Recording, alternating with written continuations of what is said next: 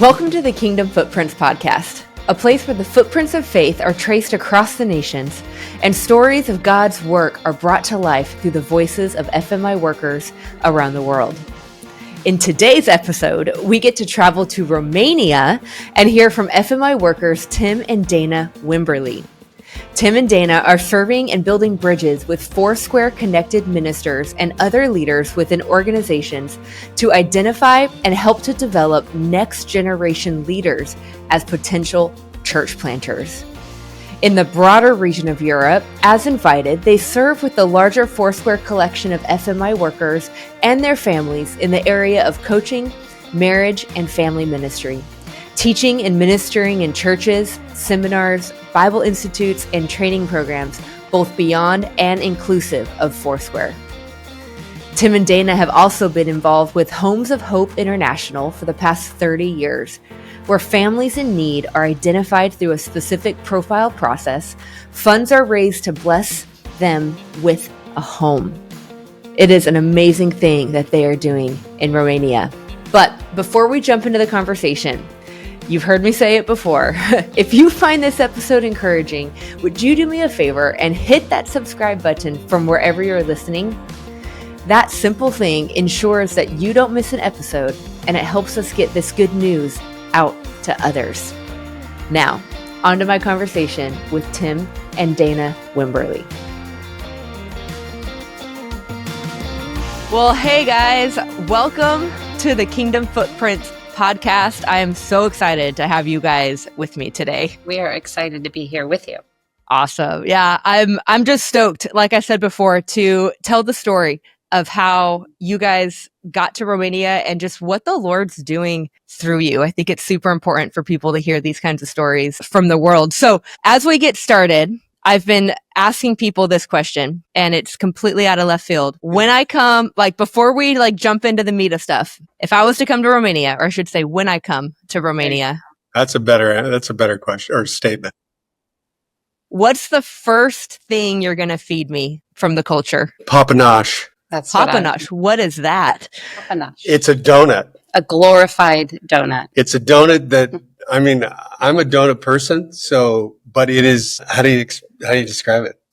It's not really a donut. It kind of looks like a donut. So it's dough and it's deep fried. It's incredible. But when it's hot and fresh and they put fresh, like a blueberry jam sauce over it, and then with some cream. Homemade cream. And maybe a drizzle of chocolate or caramel, and it's delightful. It's like nothing. Gosh. And everybody that we introduce it to, they're like, I've never eaten anything like this in my life. Yeah. It's always like this dramatic response. So that sounds amazing. Okay. Let's find a flight to Romania. No. That sounds phenomenal. So I have to eat gluten-free, but I'm like, I would sacrifice that for that. Yeah.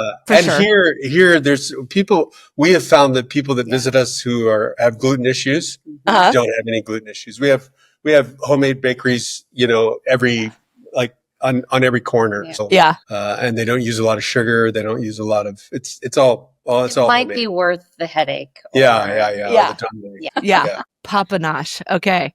I'm sold. I'm a foodie. I love unique, food from the land. So okay. Good to know. That is awesome. Yeah. We'll be waiting for you. Let's do it. I'm looking actually at in 2026 when we have the all worker retreat, right? In Turkey. Yeah. I'm like, how can I plan to visit a bunch of countries when I'm there? Yeah. I'm an hour and a half flight from Turkey. Done. I want to go there. I want to go to Israel. I want to all the if I'm going to fly all the way over there from Belize, that's the most expensive part. So may as well spend a month, and that'll be my 40th birthday year. So I'm like, nice. Make a 40th trip out of it. Yeah. Anyways, I digress. So Tim and Dhana, tell me a little bit just about your family, about just you guys, how long you've been married, where are you from? Just give me a short little background of who you guys are. Well, we're Tim and Dhana. I grew up in the Midwest. Tim grew up in Las Cruces, New Mexico. Kind of. That's another story at another time. but we met in Texas. So that was back in 1985. 85. 84 we met. No, 85. Oh, you're right. Yeah. Yeah. That's recorded. I was right. Okay. And this is what almost 40 years of marriage will do, right? No, I'm just kidding. Exactly. Yeah. So we met in Texas in 85 and we got married in Texas in 86. And fast forward a lot of years, we have 5 sons and they are all currently married. They have families, 5 amazing daughter-in-laws. So we couldn't have prayed and asked for better. We did. Yeah. We did pray.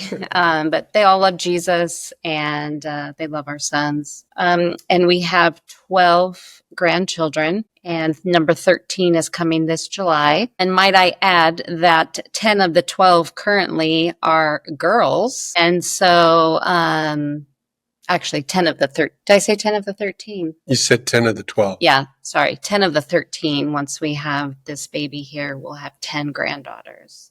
Wow. The girls are winning. Yeah. So let me ask this. The grandsons, the boys. Yes. Are they like the beginning of the pack, the middle, or the end? Or kind of interspersed? Kind of middle and end. Yeah. Okay. Yeah. The reason I ask is just because funny story about my family is my grandfather, who has been with the Lord for 14 years now, but he, growing up, had 4 sisters and then obviously got married. He had 3 daughters, 3 granddaughters, 3 great-granddaughters. So like there have been no boys in our family. And then my little cousin Ruben, who's 22 now, maybe somewhere in there. So then Ruben comes along and his dad, Mark, I remember when he was born, he looked at everybody and he's like, none of you get to touch this boy until you figure out what to do with the boy. So he was pretty spoiled by my grandpa whenever they got to see each other. So that's pretty fun. Yeah. It's quite interesting. The flip of the coin for sure. Uh-huh. Yeah. And then a pastor of mine that in Tennessee, they have 10 kids. The first is a boy and the last is a boy. Wow. So that's awesome. We have a few sons and their wives that aren't done having children. So you never know. We could get a few more grandsons in there, but yeah. That's awesome. We're blessed. Yes, we are very blessed. That's awesome. Yeah, we've been married. This August will be 39 years. Okay. And we have been and done in a lot of places. Yeah. So yeah. Been and done in a lot of places. Well, that's a great lead into even, the next thing. So you guys are currently in Romania. Correct. How long have you been there? And what was kind of that journey? Because I know you've been in the field for a number of years, but obviously not always in Romania. So where were you before? How did you kind of get here? Yeah. And then we'll talk about kind of Romania specific in a minute. Yeah, this fall will be 10 years we've been on the field with FMI. But just to give a little bit of background, we pastored 2 different churches. We were youth pastors in one and then associates in the other, where we pastored a total of probably 27 years, all along doing missions everywhere we went. We just always knew we needed to get people out of their norms and get them somewhere loving and caring for the poor. And so that's what we did. But in transition, we were sending church, which is in Olympia, Washington. Living Water is the name of the church. We and our son is youth pastor. Him and his wife are the youth pastors there now. But we thought we would stay there, be there the rest of our lives. Our kids were starting to have kids, and it was the best church in the world for us, and we loved it. But then this knocking, we were taking teams to Cambodia and to other places in the world too, but primarily Cambodia for a season. And basically the Lord he just showed up, spoke to us. He actually spoke to Dana first. And then one of the most significant moments for me, and you can share yours too if you want, but one of the most significant moments for me was we were at Connection in Orlando, Florida. And I'll never forget, Jim Scott, who was the missions director at that time, got up to take an offering for missions, like we always do at Connection. And he got up and he just said, almost verbatim, this is what he said. He says, we're going to take an offering tonight for missions, but I just feel really impressed in my heart that there's somebody here that regardless of whether you give monetarily or not, you need to get in the offering plate. And that was it. I was on the floor and I was weeping, and because that's all I needed. And I think the issue for me was was I willing to give everything? Was I willing to give up everything that I thought was success and that was the beginning. And so we didn't leave for another 2 years, but it was huge. It was significant. And then the Lord began to lead us, and we had to lead our family as well, because we did everything as a family. We did ministry as a family. And now with our kids growing, some were already married, some were getting married. It was a shock, but not really. They were kind of like, well, it's about time. We were just wondering when you guys were going to go. Okay. But it was a journey that we went on together as a family. And, our kids are our greatest fans, and they just believe in us and love us so much. So it was quite the journey. So we left in 2015, went to Phnom Penh, Cambodia, and were there for 3 years. And then in 2018, came home. I had surgery on my back. Our baby son got married, and then we moved to Romania, and that's a story in itself. You can ask any question you want about it. But and we've been here for 6 years now. March was 6 years. Yeah. So, you want to add anything? No, I think it's just, how a couple journeys, something like that together. Because like you said, I kind of felt the tug first, and which if our personalities, that wouldn't be the norm. It would be more him saying, let's go. And I just knew there was something. And my personality also is I kind of like ask repeatedly, like double checking. Is this really like a lot of fleeces being put out, huh? Yeah, is this supposed to really happen? Is this you? And one of our last trips we took to Cambodia before moving there, we were with a team, and we were on the Riverwalk in downtown Phnom Penh. And we just had guitar, people, we were worshiping, and we were just all alone, each individually with the Lord. And I just asked, I said, is this it? Are we supposed to move here? And it sounds kind of strange, but I felt like his words were, I've already told you. Wow. And so, yeah. It's kind of like yeah, you're like, okay, yes, sir. I get you. I have some longtime family friends that their children are now all raised as well. But I remember as they were growing up, their response to their children a lot when their kids would ask more than once is, you've asked, I've answered. Like, you've already asked that question. I've already given you an answer. What was that answer? And I think about that so often, like you guys just said, with the Lord, like I'll ask the Lord all the time, like, Lord, are you sure about this? Or should I do this or this? And I feel like he just looks at me like, you've asked and I've answered. So move, like, go ahead and walk, Exactly. I love how the Lord does that, and uses us. So help us navigate, even like you had mentioned a little bit, Dhana, of as a couple, how you have to kind of navigate through stuff like that. I don't have any firsthand experience in that yet, but even as parents, like you almost think about, I don't know exactly the right way to word it, but it's not so much the parents that are going to go off and leave, right? It's like, oh yeah, the kids, of course, kids are going to fly the nest or go chase after what the Lord's saying. And it's not maybe as common to see the parents who have had full careers, who have had all these things, answer that call and crawl into the offering, like you said, Tim. So can you unpack a little bit more, like how you guys navigated that, just even to go to Cambodia? Yeah, I think pertaining to kids, something that we didn't do everything right, but I think something we did really well was each time we had the privilege to marry all of our kids, which was, just like remarkable. And we told them, we never expect this because, your mom and dad are pastors. But if you want us to, you got to ask us. And they all did. But we would have done this regardless if we married them. But the night before they were married, we gathered together. We just asked for like 15 minutes of their time before they, went their separate ways before the next day. And we brought them together and we just said, listen, you already know we blessed this thing and we are so proud of you. And we want you to know that you never have to come back. You're always welcome, but you never have to come back. You're released to go and build your family and build your lives. And we'll always be home. But you don't ever have to come back here. And the primary purpose of that for us is being pastors. We watched a lot of lot of real difficult circumstances and situations and families where moms and dads just couldn't let go. And we didn't want to be that way. And I struggled with that for a period of time. A lot of it having to do with my background and abandonment and different issues. But we just knew that this is what we wanted to do for our boys. And so as we trained and raised our boys, one of the things that we really taught them is that when God speaks, we listen the first time. And when God tells you to do something, you go do it. And I remember being in the living room that night when we told him we were going. And I said to him, I said, we have taught you all along. We've modeled and we've taught that when God tells you to do something, man, you go do it. And I said, why would we be any different? Yeah. And I know you would respect that of us because all we're trying to do is exactly what you're trying to do.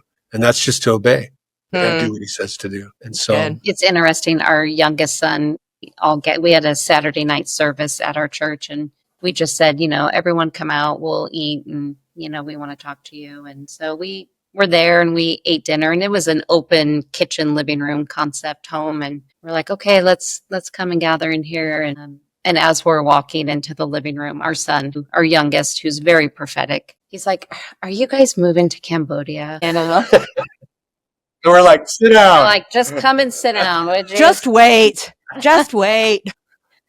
Yeah. So that's awesome. Tim said, I feel like, they knew. I don't know if they ever actually thought we would do it. But yeah, they are our biggest fans. That's awesome.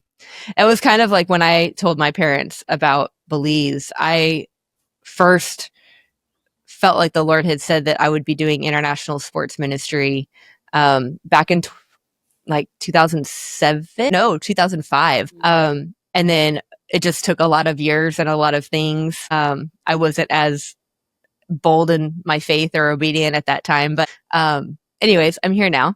And so when I had told my parents about 4 years ago, hey, I really feel like this is the time that the Lord is releasing me. Because it's not like I haven't asked over the past 17 years, and the Lord's like, nope, not yet. Nope, not yet. My mom, I'm an only child. And so my mom was like, that hurts my mama heart. At the same time, I want you to go obey the Lord. Yeah. And I know, and she's like, I know this is what the Lord is speaking and calling you into. So it was that same thing. She's like, I knew it was coming. Yeah. It's still hard for the human part of me. So. Yeah. Well, and because missions also was a part of our kids' lives. Yeah. I mean, we began as youth pastors taking our kids once they hit a certain age. Tim would take that one with him on a youth missions trip. And so they were always connected to missions. And even as they got older, being in their own youth group and then even as young adults and as married couples, they've gone on trips with us. It's just been a part of who our family is. That family culture. I love it. I absolutely love that. So you guys were in Cambodia for a few years, went back to the States, came to Romania. What was that like for you of even switching fields per se? Sure. Because I'm sure it was a very different ministry in Cambodia than it is here in Romania. Yes. And even helping people, even like myself, I'm not at this stage where I'm looking at another country or anything, but how do you navigate that? Where it's you feel like, Lord, this is where I'm supposed to be. Yeah. And then the Lord's like, and let's just shift you this way. Yeah. I think, well, first of all, I think you can learn principles from what we're going to talk about. But every person and every missionary, every worker on the field, it's a unique situation when there's a transition. Sure. And so we had a very unique situation that personally we really thought we would be in Cambodia for the rest of our lives. So it was a very emotional, very difficult journey. But I was in my master's program, and one of my colleagues was Jeff Roper, who's the regional coordinator for Europe and Minica now here, and who's now boss. Him and his wife, Debbie, are our bosses now. And great friends. And dear friends. But in the process of walking through that, he didn't know because we weren't talking details per se, but he had insight because of his role and his position. Well, because of the friendship, we were we were walking through a really difficult time, and we were actually considering stepping aside from FMI and seconding to another organization, which didn't happen. Mm-hmm. But it was very seriously considered at that time, with partners that we've been partnering with for the last 37 years. Mm-hmm. But in the process of all of that, the Lord led us. They invited us. They actually paid our way to come to a missionary conference in Italy. Came with FMI workers. Europe, with workers, just to come. And they just said, "Come, be blessed, be encouraged, be ministered to." Yeah. And then while you're here, if you would, just step over to Romania and check it out and see. And so, Jeff had a connection here with a guy, and so we were going to meet up with him. Yeah. And so we did that, got on the plane, looked at each other and said, nah.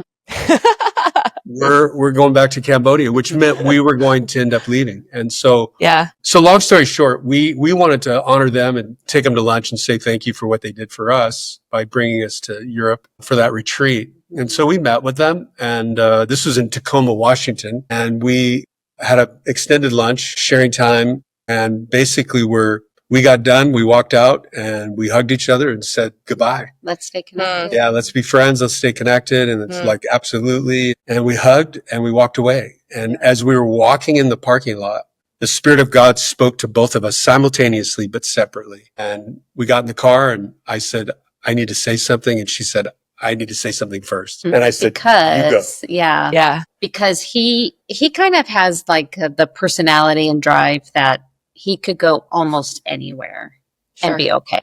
Sure. And I wasn't going to leave my family again to go somewhere I didn't feel called to go, because it's hard enough going and leaving when you feel called, and to go somewhere you don't feel God's calling you and leave them. Then I just couldn't go there. So I needed supernatural. I needed the Lord to speak supernaturally, and He did. Yeah. So we knew that meant that we were coming to Romania. So we called Jeff right back and said, "Hey, just kidding. Joke's on you." Yeah.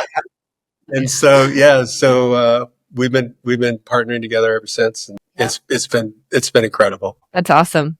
Yeah. Well, hey, let's jump into Romania. So I love that story. And there's so many things, like you said, principles that we can glean from you guys. And every worker is different and every person is different with their journey. But I think that we grow and our faith grows by hearing the stories of people's journeys. So, So and I would say that was our Malta. Yeah. That was our Malta. I would say one thing too, this is something I think that we did pretty well with our kids and this is going to sound horrible, but we let our kids suffer, meaning I have a propensity of rescuing. Mm-hmm.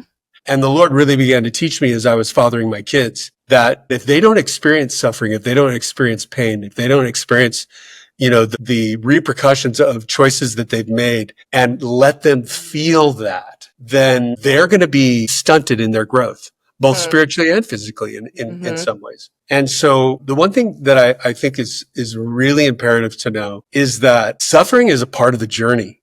And as much as I would have loved to seen things go different, I don't think I would trade it for anything as far as what the Lord's allowed us to do. Maybe just because of people and because of lives. But when I look at it now and I look at with the opportunity of looking back and seeing it, I really feel like that difficulty is a part of the journey. And when we choose and learn to embrace that, and especially, one of the words that the Lord spoke to us in the car that day, when He spoke simultaneously to us, was if you leave, you're going to lose your voice. And I still to this day really don't know what that means. Mm-hmm. But what I do know is that God has given us a voice in places that we never thought ever we would have.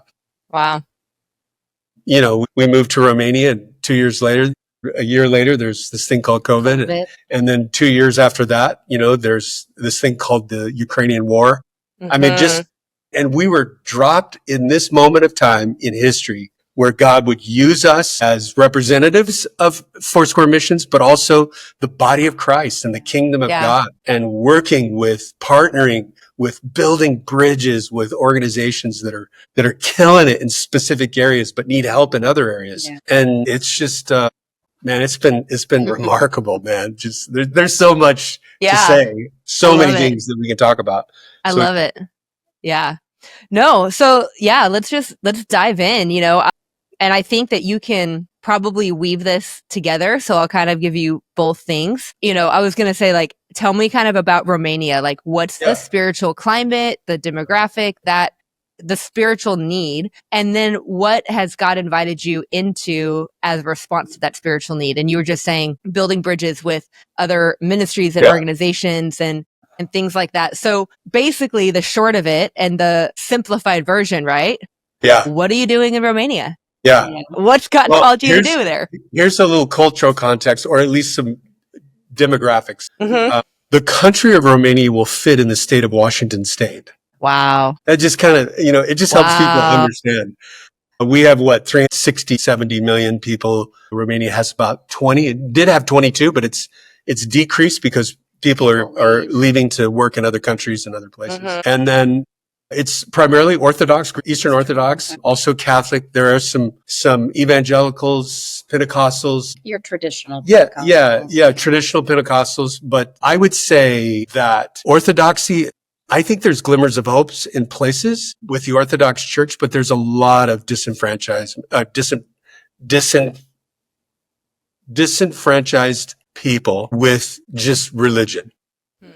And I would say that's probably the thing. You have a lot of married couples that blend. Some will come from non-church backgrounds. Others will come from a church background, but they can't find a medium, so they don't go anywhere. Gotcha. And so there's not that they just can't find a medium. They don't want to leave what they've known and how they were raised with their family, because in some cases they leave, they're disowned. Right. Sure. And so they aren't going to go there. So they just do nothing. Yeah. And I would say too, the younger generation is really hungry for spiritual things. And it's not that they're necessarily running after Jesus, but they are hungry. They're hungry for truth. They're hungry for reality. And so I'll just say, so that just gives a little background. Yeah.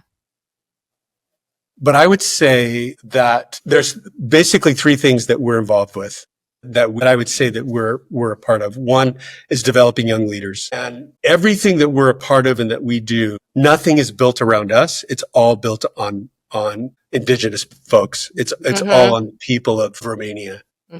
Because in a lot of ways, when you come in like we do, they want you to take over. They want you to do everything. Yeah. And we've just been real intentional about not. Yeah. And, And so we have a real passion for family. We have a real passion for marriage. And so there's a huge attraction of young families, young couples. And so this is where that development, and we kind of call it like we build on-ramps for people to get on the freeway of spirituality, spiritual development, and growth.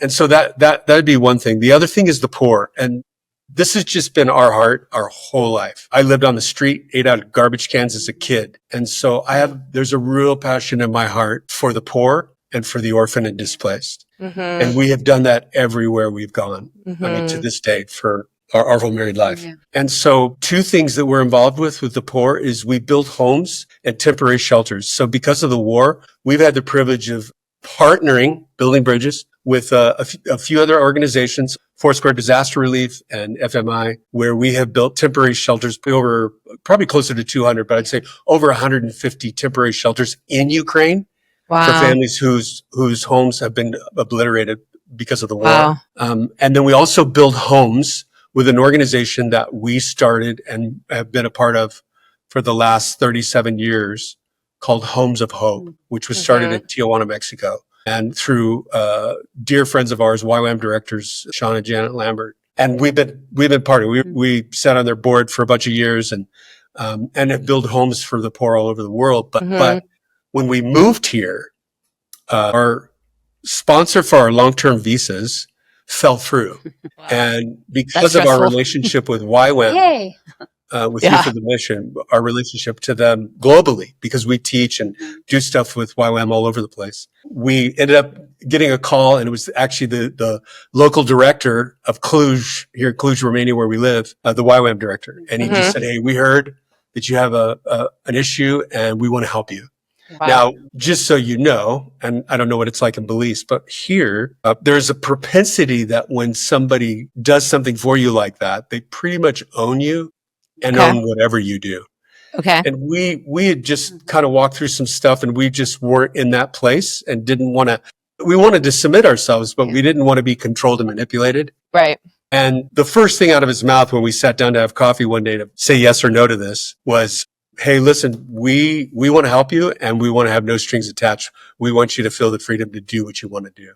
And so then he began to go through a short list of things that if we wanted to be involved, we could. And, of course, one was teaching in their schools. And we said, absolutely, we'd love to. And then the other thing that he said at the end of our conversation was, he said, about 9 months ago, we started a program. I don't know if you've ever heard of it. It's called Homes of Hope. And so I laughed like that and then began to tell the story. And so, it's been a union of the kingdom, and we have been able to open doors. They have been able to open doors. And together we have seen supernatural things occur. I mean, we just had huge flooding last year in eastern Romania called Galatz. And just because of our relationships all over the country and in other parts of Europe and in Mexico, we had a huge response and a huge team. We were able to go and just build homes, build temporary shelters for all these families that lost their homes. Over 5,000 homes were lost. So I'm talking a lot. But let me just say the last thing is, well, there's two things. One is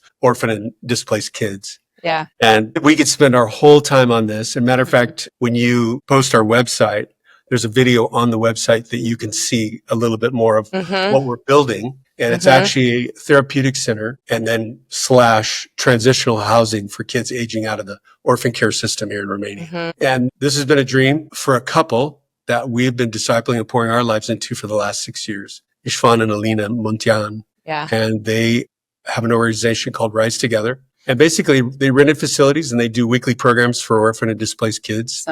Summer camps. And we've been serving them and serving the leadership team, basically, of this organization, discipling, growing their marriages and their families, really focusing on them to grow them healthy. And together we've launched a house church, and it's just getting fun. Yeah, it's a beautiful video. I watched it the other night, and it's awesome. It's very, not only like just well done, but just hearing their hearts and their story and seeing that, and I know that, like you said, that's a big passion is discipleship, right? And like equipping the local church, the local leadership. I know there's not a Foursquare church presence as of yet in Romania. Right. And yet you're not letting that stop you. You're still using the kind of foundations of Foursquare and what we stand on, like I know this just because at the time of recording, I'm about to have my pastoral interview, but one of the keystones, right? Indigenous empowerment. Absolutely. That's in our foundation as a movement, right? And even just that whole 4-stage model of church planning and things like that. Yes. And you're doing it so you're trying to grow that. And if you could just take a minute and talk about that I know it was like last week or the week before, maybe my timing's off, where you were telling me you took some local Indigenous people to a leadership conference training. Talk about that a little bit, what that's looking like. So every year there's a Foursquare European conference. It's called FAFC. So it's the Foursquare European Fellowship of Churches, I believe is what it stands for. And so Foursquare churches all over Europe come together once a year. So this year it was in Zagreb, Croatia. So just a little over a week ago, we were there. But prior to this, we actually have started a credentialing process, a cohort with some Romanians, the couples leaderships from this organization Rise Together. There's 2 couples from there. And then we have actually a African couple who came here as refugees from Ukraine when the war started. They were in Ukraine studying, and they ended up here as refugees. They're now married. He's from Ghana. She's from Nigeria. Wow. And they serve with the local YWAM base where our visas are through. And they have just done an incredible job of just plugging in, knowing that God has called them here and they've started a whole international ministry and just so many things as an arm of the YWAM base here. And so they're part of the cohort. They want to plant an international church in September here in Cluj. Wow. And so we had those 3 couples, and then we actually have 2 Roma couples that are probably, it's like a hour and a half from us here, where they are already pastoring and they have multiple churches in their Roma villages. And so we were able to take all these people to Zagreb and just allow them to experience Foursquare, meet other people, be able to see it as a family. It was just a huge, huge blessing. It was a huge win. Yeah. Wow. A huge win for everybody, not just us. Yeah. Yeah, it's a huge win for the kingdom. Yeah, it's a huge one for the kingdom. And, the thing that I really love about, Foursquare's DNA is, and I felt this, I even said this to Jeff and Debbie as we processed coming. I said, if you want us to plant churches, we're the wrong people. If you want us to build big people, then we're in. And it's not that we see the evidence of what's happening. And the beautiful thing is that it's all about relationship. And if there's never a Romania Foursquare national work established in Romania, the kingdom of God is getting bigger. Yeah, that's good. Now, it just so happens that as we're walking through this journey and this process, we're beginning to see maybe some glimmers of light of the potential and possibility of God doing something. And all I will say, as long as God gets the glory and the kingdom gets bigger, I'm all over it. Amen. I'm in. Yeah. But it's not about planting a flag with 4 squares on it. You know what I mean? Right. It's really about the kingdom growing and people getting better. And that's what's happening. And man, I just, I mentioned our bosses, Jeff and Debbie, they just get this. And we've had the privilege to partner with them because, we're kind of new at this, and they're not. And they have just been a trooper of just walking with us and helping us navigate, not be in a hurry, slow down, and just really take the time to build relationship. And that's really what's great about these couples is that I don't necessarily think they're even looking as well. Like they see it as a potential to have a Foursquare church, but they're just so hungry to grow. Yeah. And that has just meant a whole lot to them in this process. Yeah. And what's happening is their lives are transforming. Right. And that is where it's at. It's, because they're hungry, because they're pursuing, and they want what it is that the Lord is doing and the Lord is giving. They're the benefactors. I mean, they're growing and maturing and just really doing incredible things for the Lord. And we just get to be a part of it. We get to just hang on to their coattails. Yeah, I love that. Quite a few years ago, before I moved here to Belize, I had another small little podcast thing, and it was similar to this, but just telling the stories of people just not on the mission field, and it was called Live Your Great Story. And the whole idea and the concept that was birthed on, but then that I just really like to live my life by is the Lord's writing a great story for us. Yeah. All we have to do is live it. All we have to do is walk it out. We don't have to worry about writing our own story and how do we want this to go? Excuse me. A lot of world mindsets is, well, what can I do to get to this point, to do this, to do this, to make my story great? And it's we do need to work. We have to put our hand to the till. There are things that we need to do. But at the end of the day, the Lord's written that story out. And like you just said, as long as the Lord gets the glory, that's worth it, I said this in the last recording that I did too, where I've just kind of gotten to the point where I'm like, okay, Lord, not that you would ask me to do this, but if I love adventuring with God so much and going to different places, and I'm like, as long as it's not illegal or immoral, I'm going to say yes. I'm going to do it. Obviously, the Lord's not going to ask us to do anything that's illegal or immoral, but it's I said the same thing that you did, Tim, when I was first joining FMI of, hey, I'm not a church planner. I'm not even a pastor yet. But if you want me to go and plant churches, that's not what I feel called to. That's not my lane, But if you want me to go build relationships with people, if you want me to go and play sports and, X, Y, and Z, I'm all over that, Yeah. And so I love it. I think it's important for the kingdom to have more than church buildings. I think they're important, right? Like I don't want to neglect the local church at all. And it's the same like what Amy said, when she was even founding our movement she didn't set out to form a church. She set out to form disciples. Yeah. And I see that's a lot of what you guys, are doing as well. So something interesting that you just mentioned about, your yes, as long as it's not illegal or, when something I took away from my time being in Wimmel back in 2018, 2019. I love Wimmel. Was that unless you clearly hear the Lord say no, it's a yes. So, and it's easier to think it and say it like that, right. But sometimes it's a little different to do it. Right. But and I think about good principle to live by. Yeah. Because it's like, we have boundaries, right? Like the Lord gives us boundaries in his word. And I know so many people are like, I hate boundaries. I don't, you can't put bounds on me or whatever. And I view it kind of more as like this big open field. And it's like the boundary is like around the cliff, but you have all this room to run.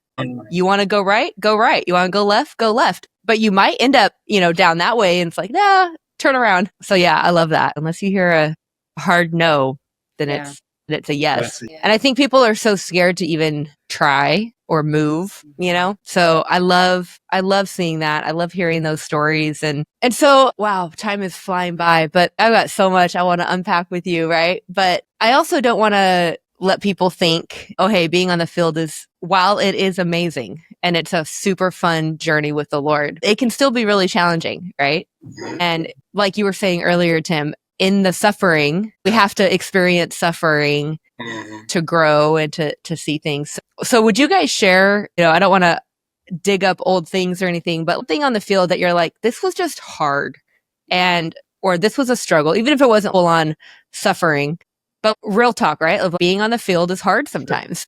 And especially when you've got kids that are back in the States or grandkids or fill in the blank. So will you share a story of that? And then the flip side of it, of how the Lord showed up through that and just encouraged you. And I mean, for the obvious, I think being away from family and kids, grandkids is the hardest part of what we do. Being so far away, missing things, you get lonely. And, I have him, which is great, but there can still be a loneliness that you feel. Because as hard as I try or as well as I speak the language, I will never be Romanian. I just won't. Yeah. And so I think, for me, the hardest is just those relationships back home. Family, friends, and you do your best. You set out to be like, we're going to do this and we're going to talk this often and and honestly, it doesn't necessarily happen that way. Out of sight, out of mind. Life still happens on both ends. Yeah, on both ends. I mean, we have to really plan and schedule with our own children. Because their lives are busy. Our lives are busy. There's a 10-hour difference where we live. I was just going to say, and then time zones happen. So, but even, I mean, like the friendships, I mean, we were on staff for over 20 years at the same church and we have great relationship, great friends, but it is kind of the whole out of sight, out of mind. And you have to be intentional to reach out, maybe if you don't even get a reply back. So those kinds of things they can be challenging, especially if you let your mind and yourself sit in it, and not, give it to the Lord and, allow him to work through all that, how he does. But yeah, I would say too that I'm an optimist. So I see everything, glass half full. And I don't. Yeah. And that's why we're so good for each other. But I feel like I know that people see us and see what we do and they think, man, how do you do it? What a sacrifice. And I don't think ever in my life on the field have I ever felt that, simply because God told me to go do this, not anybody else. Yeah. Wow. And so So I just see it as such a privilege. So I don't find myself complaining a lot or, struggling a lot, but bar none. I mean, most difficult thing is being away from my kids, my grandkids. I mean, hands down, just because of the season of life we're in. Yeah. We'll never get this back ever again. Yeah. And I wrestle at times where, man, God, are you sure? Because Yeah. I mean, as we're staring here at a computer screen, Yeah. the wall behind the computer screen is all 12. It's huge photos. It's our babies. It's our grandbaby wall. Our babies. Yeah. And because we believe in it so much, and we've lived it, and we've done our best. We've made a lot of mistakes and had a lot of successes. And so we're very intentional. So every other year, for example, we rent a huge place and we spend Christmas together. And it's just, so we are doing everything in our power to be. Yeah. And they're like, please, Mom and Dad, don't screw this up, because this is really good. And, we are creating traditions to the best of our ability in that. But we also are we're very mindful of like coming before the Lord and bringing this burden, bringing this weight to Him, because He's so good at taking and lifting it from us. The other thing is that we know at any moment, if He told us to go back, we would go back, hands down, because our life isn't our own, it's His. And so we are committed to pursue Him. But in the meantime, we find the joy more than we find the sorrow. And when we do find the sorrow, we press into it and we allow the Lord to shape us, and we cry and we get mad or we get sad or whatever it is that we need to do. And then He brings us out, and we rise up and we move forward. And so much to be grateful for, so much to be thankful for. And that can be my Achilles heel, but it also could be my force and my strength. So, yeah. That's so good. And that's such a great reminder to, I would say, anybody listening to this, right? To those of us that are on the field with you in different areas. Yeah. For those of us that are pastoring in the States, those that are attending a church, right? Where it's like, you're not running away from that emotion, like you said, but you just said our lives are not our own. Our lives are the Lord's, and we just bring that to Him. And He's so faithful. Never once has He not brought us out of whatever we're feeling. That is huge. I know that was one thing that I didn't expect, coming on the field. Like, I didn't start with FMI when I first was on the field, but, in the brochures to become a missionary, or as we call it, an FMI worker, they just show you the highlights, right? Oh, hey, this is this, and you get to make this impact. And, they're just right. There's nothing, hard about it. And I know that there are a lot of young people that are pursuing missions work, or they maybe are wrestling with, Lord, am I called into this? And I don't want to negate it, because it is amazing to do what the Lord's asking you to do and to run hard in the lane that the Lord has given you. And there are those hard moments. There are those moments sitting for me on my kitchen floor, bawling my eyes out because of the loneliness, that you don't expect. But like you said, it's like the Lord is sitting right there on the floor with you, or wherever you're at, just saying like, okay, give it to me. All right, now let's go out and do the thing, Yeah. Gosh, that is so good. So because you guys are so wise, I know you say you haven't done it all right, but you've done some things right, I think. And your heart really is for discipleship. Help us even kind of maybe disciple us in a sense of, for those young people, whether they're in the U.S. culture context or in a different context, who are maybe wrestling with that and feeling, and you know what? Not even young people in general, right? I feel like the Lord might be saying this. What do I do with that? How do I process this? What do I, obviously, like you said earlier, everyone's different. But what are some of those principles that you could maybe help us with navigating this call into full-time ministry? Right. Get on a plane and come to Romania. And I'm serious. I mean, what I would do, let relationship be the thing that guides you. But if you are feeling or sensing the tug of the Spirit of God concerning the nations, concerning a specific nation, concerning a place or a people, go experience it. And if at all possible, go for more than 2 weeks. Wow. If you could do 30 days, if you could do 90 days. Yeah. To just go and experience, be with seasoned people that will tell you the truth, but will also encourage you and build you up and lift you up. Mm-hmm. Because if we don't ever go, if we don't ever experience, that was the thing that I think one of the things we did really well with our kids is we let them experience God, not just hear about God. They didn't just sit in a church their whole life. They went and did it, you know, and you don't have to go somewhere. What we were so passionate about was for them to see the poor, because we wanted them to see that everything that they have is not just, you know, it's not just everybody, everybody doesn't have this. Right. And I can tell you today that those moments have shaped our boys who have become men, who have become husbands and fathers in ways that nothing else would have. And so I say all that to say that, and I would say this too, go to a local shelter, go find out what your church is doing, what the local church is already doing locally, and go. But if you are feeling called, if you feel a sense to go beyond the borders, man, pack your bags and get out from where you are and go experience it, because you'll never know if you don't.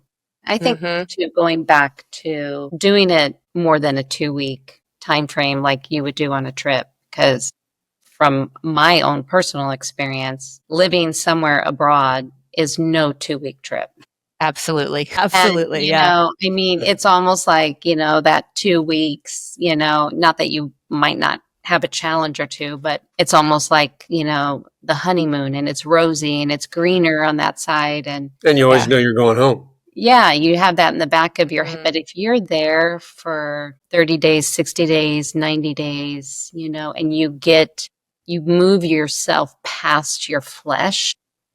Yeah. I think that's when the Lord can really show up and say yay or nay. Yeah. Yeah. You know, when we get out beyond ourselves. Yeah. This is the second year, but we have young adults from Foursquare churches in Switzerland that are coming over and spending time with us. And these are young adults and just feel a call, but they're coming for 2 and 3 months at a time. And, and they're getting their hands dirty. And I mean, they're coming at real active times, but you know, it's just cool because it's the Foursquare family, man. It's not just the United States of America. Yeah. It's everywhere.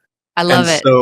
So, you know, to open those doors. And we've had tons of folks from the US come as well. But to answer your question, that would be my strongest recommendation. Yeah, absolutely. That's so good. The second thing real quickly is find people who are older than you, who've made more mistakes, had more successes, and ask them questions about what you're talking about or what you're sensing and feeling. And because it doesn't have to be just missions. It can be, you know, their stories of how God led them through a process of trying to make a decision about hearing his voice. Right. And so, you know, just pursuing those kinds of people is just, it's so healthy. Right. Yeah. I'm in that situation even right now too, where I'm like, I feel like the Lord is inviting me and given me a vision for building some very specific things and doing some things. And I'm like, I don't know the first thing about that. You know, like I've never done that in the States, let alone in another country, or, you know, my background's in filmmaking and in sports, not contract work and land and this and this. Yeah. Yeah. But even in that, it's like, even outside of that, I feel like the Lord has said, Stacey, like I have some pretty big things for you. And I don't know exactly what that is, but even just when it comes to leadership, and I say it as humbly as I can, but some pretty high level leadership stuff. And I'm like, okay, Lord, how do I do it? And so I'm in that process of just getting with women. And that's one thing I do really love about Foursquare is how they empower women. And I just finished the Wimmel cohort as well. And just sitting at their feet and being like, how did you get here? Right. How did you do that? How did, you know, like what books do I need to be reading? What podcasts do I need to listen to? What scriptures do I need to be like living in? Yeah. And it takes work, you know, it's definitely something that people maybe don't realize that it does take a lot of intentionality and to build relationship, like you guys were saying. So. Yeah. Pete Scazzaro said, spiritual formation isn't a Christian thing. It's a human thing. He says, because everybody's being formed. The question is who and what is forming you? Yeah. And that's where we have the opportunity to have people in our lives, no matter what stage or season we're in, helping us form and become better so that we can be more like Jesus. Yeah, I love that. And that's something I was thinking about earlier too, is obviously nobody is ever going to replace your 5 boys and your daughter-in-laws and your grandchildren. No. Yet how sweet is it that the Lord has, I'm assuming, brought in people as spiritual sons and daughters for you in your physical place of being, that, and even not, like, you still get to invest and pour into people. And that they come to you, like you were saying, of like for marriage advice and for all those things. Yeah. So as we kind of wrap up, you already alluded and told me a little bit of stories about, and forgive me for not remembering their names, but with Rise Together, with that couple and Ishvan a few other. Yes, Ishvan and Alina. Can you tell me, whether with names or with not, if you need to protect, but maybe just like 1 or 2 more like transformational stories there in Romania, Ukraine, kind of as a result of the work that the Lord's invited you into, just to kind of wrap up our time together. Yeah. I mean, there's so many. I mean, the couple that came as refugees that are from Africa, Kwame and Jessica, there's just such a story being written of incredible grace. But here's the thing that I love so deeply about them is they have knocked down our door and we've let them, and they have taken, it's really just the principles of the kingdom, right? Mm-hmm. But they have taken them and they have applied them, and it's changing not only their lives, but the lives of those they're pouring their lives into. So it's that whole law of multiplication, but it's the whole principle of discipleship, right? I mean, Jesus did it. They watched. They did it. He watched. They did it. He left. Wow. Yeah. Yeah. And so, it's just such a joy to watch these people rise, grow, mature. Kwame just started his master's in theology. Wow. And just, God was able to open the door for that to happen just in supernatural ways. And that's just one. I was just going to share with Rise Together. It's, Tim alluded earlier that, out of us meeting with them and their volunteers that work with them in their summer camps and programs, we've started this home church. And well, when you come from this culture of Eastern Orthodox and how much they prioritize in those denominations, the building, it's a real huge deal. And so one gathering, we actually happened to be out of town. We weren't there, but Alina asked the group of mostly young adults that were there, so do you guys see this as a church? And she just really wanted to know where they were at, because they all come from just such various backgrounds, Orthodox, Pentecostal, no church background, some maybe not even saved yet that are coming. So she asked the question, and their response was, well, according to how we were raised and traditions, no, this is not church. Wow. But to me, this is church. Wow. And so just for her not even to throw out the answer, she allowed them to answer, to really hear where they were at. Yeah.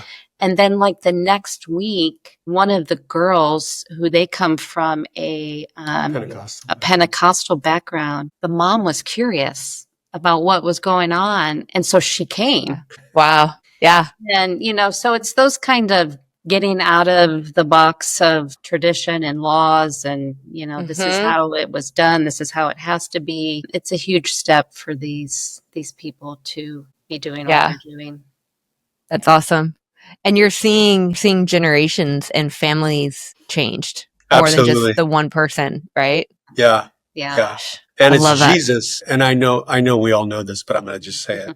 Yeah. It's Jesus who's doing the changing. We're just present. We're here.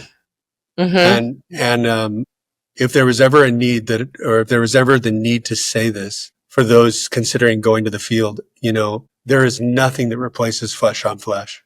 Nothing. You can do videos and I love technology and I love what it's been able to allow us to do, but there is no replacement for being in somebody's living room and looking at them face to face while they're breaking and they're They're experiencing the presence of God coming over their life, and you're there. And I just think there's just the presence of God. Jesus came to earth.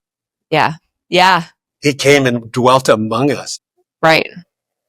So anyway, I just want to say that. Yeah. No, it's him showing that example again, because he didn't have to. Like I'm sure that in some version of the universe, there was a way that God could have been like, okay, I'm still going to save my people without sending Jesus. Like, I know that's not probably theologically correct, but instead he said, no, like, I'm going to send my son. That's how much I love these people. Yeah. Is we're going to do this, and he said, have them present and walking. And gosh, I love this so much. I could keep on going and going, but unfortunately we can't. So maybe you guys will come back on and we'll have another discussion, but we'll do it. We could do a whole podcast on Homes of Hope and the lives that have been transformed by homes being built. Let's do it. Yes, we'll do that and bring on people. Maybe we can bring on the Rise Together team.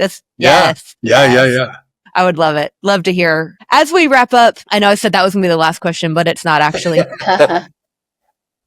How can we be praying for you, right? How can churches back home in the States, churches worldwide, how can we be praying for you guys? I would just say wisdom would be a huge thing because we ask for it all the time. Always living in another culture, we will always, as much as we love Romania, as much as we love Romanians, we're guests and we really try to respect and honor that. But at the same time, just wisdom to know what to start, what not to start, what to continue, what not to continue. And then the other thing is our family. This is something that we do daily is really pray for our kids and our grandkids. We have a grandson. His name is Wimberlys, and he was born with a genetic disorder. And I won't go into detail, but it's a very challenging situation. Our kids just moved from one state to another so that they could be near a hospital that specializes in rare disorders. And so he's 2 years old. He's just a treasure. He's so beautiful. He's a miracle, literally. Probably shouldn't be alive, but he is. And so I just always ask for it because I just know that when people pray, things happen. So Yeah. Anything else? Absolutely. No, I think the wisdom is always just a good, we do say yes to a lot, but yes, we also want to be wise in what we do say yes to, because there's always a need. Yeah. Sure. It never stops. And this is busy season for us. Okay. Things are popping. We want to take care of us. Yeah. And also do the work. So that's right. Yeah. That's so good. In this season, what does taking care of us look like? What's something fun that you guys like to do? Okay, I have a day off. We're going to go do this, or for Sabbath or whatever that might be. Yeah. Well, our motto in this season is keep moving. Okay. However that looks like. We're at the gym 6 days a week, trying to just keep moving and not become sedentary. Yeah. So those are, and of course, being in Europe, we walk everywhere. Yeah. We love it. So we love to walk. It's great. We love to walk with our puppy. Yeah. What's the hiking like in Romania? Is there hiking? Yeah, there is. There is quite a bit. We're not real hikers. Yeah, we're not. We hike around the city and hike to the local coffee shop. I'm a city girl. Hiking is walking too. But we both do a lot of coaching, so we coach a lot. We do a lot of that over video, but we do some face to face as well. So, but back to the question, I would say we're really committed at developing Sabbath and allowing that to grow. So we really try to shut everything off once a week. And me too. That's great. It's good. And I mean, even in the coaching, I know that can be a physical thing to keep up, going for walks and stuff like that. I know Kiha, who's our worker supervisor for FMI in Hawaii, there's a beach, Kailua, and it's his office is what they call it. It's like, hey, meet me at my office. And they just walk the beach to coach, back and forth. And so a new calling, my office to be on the beach. Yeah. Hey, there you go. Yeah. Bob Goff is at Disneyland. Yeah, there you go. I could get on board with that. So yeah, how can people get in contact with you, right? Yeah. So our website is tothenations.life, and it has all of that on there. It has our giving site. It also has our emails. It also has if you want to sign up for our newsletter. Mm-hmm. And then there's a video there. Also, I sent to you a link for our book. I wrote a book to my boys it took about 8 years to write, but it was published in 2015, and it's on Amazon. So I provided a link for you for the book. It's worth the read. I think it's pretty good. God's really used it. We never were going to publish it. And then the people that were helping us write it said, you should publish this. So we did. Yeah. That's awesome. Cool. I will put all those links down below, in the description, and hopefully, we can get people on your prayer team, on your financial team, with the newsletters, all the things, because anybody that wants more information about us, we love to do video calls, so they can email us directly. Okay. And we'd be happy to have, extended conversation about what we're doing and how we're doing it. Yeah. Awesome. I would love that. Like I said, that's my heart, is getting your story out to people, out to the nations, really, not just US context, but get worker stories out to the nations and just get people connected. And so if I can connect somebody to what they're passionate about, they may not be passionate about sports, and so they don't want to support what's going on in Belize, which is fine, but I want to connect them to where their heart and their passion is. So giving them that opportunity. I really appreciate that. I think it really speaks of you, Stacee, and your character and your heart for people, and that, because you could do this for you, and really you're doing it for others, and it's just so evident, and we just appreciate you and what you're doing. So thank you. Awesome. You are welcome. So thank you so much for your time, and I cannot wait to see you guys even in Turkey in 2026, and absolutely come and get, what's it called? Papa what is it? Papanash. Yeah. When you said, I'm totally bringing it back. When you guys said it's like best when it's hot with like blueberry jam or something, all I saw was like the Krispy Kreme, like fresh.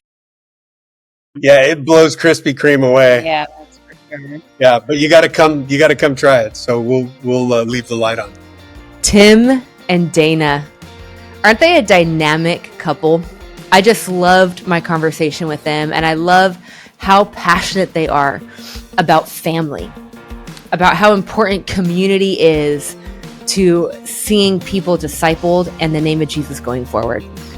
They're doing an amazing thing in Romania, and I just love how God is blessing it.